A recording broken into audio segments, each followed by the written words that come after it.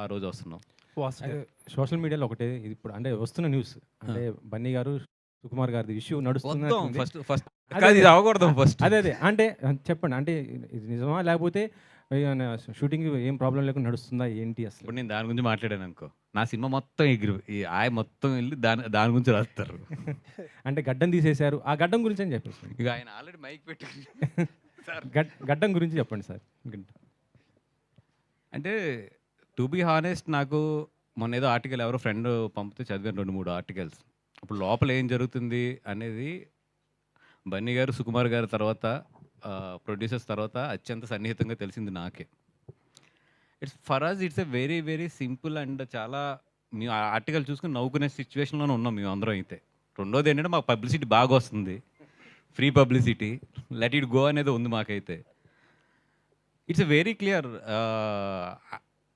Editing.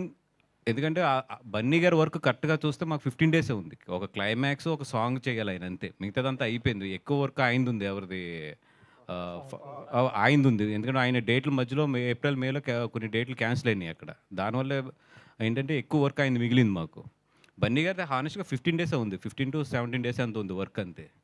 So Sukumar గారు అన్నది ఏంటంటే ఫస్ట్ ఆయన ఎడిట్ చేసుకుంటే, ఎందుకంటే ఇప్పుడు ఆయన క్లైమాక్స్ చేసేసిన తర్వాత మళ్ళీ ఏదన్నా తీయాలి అని అంటే గెడ్డం అనేది చాలా పెద్ద ఇది కాబట్టి ఫస్ట్ ఆయన ఎడిట్ చేసేసుకుని ఏదన్నా ఫస్ట్ హాఫ్లో ఏదైనా సెకండ్ హాఫ్లో ఎక్కడైనా లింకులు ఉన్నా కూడా క్లైమాక్స్ ఆ సాంగు ఇవన్నీ కూడా ఒకేసారి షూట్ పెట్టుకుందాం అని చెప్పి ఆయన అనుకున్నారు.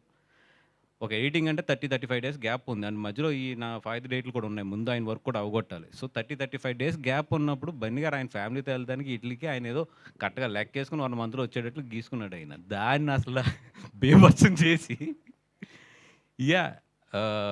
ఇప్పుడు ఇది ఎవరేమనుకున్నా దిస్ ఈజ్ ఫ్యాక్ట్.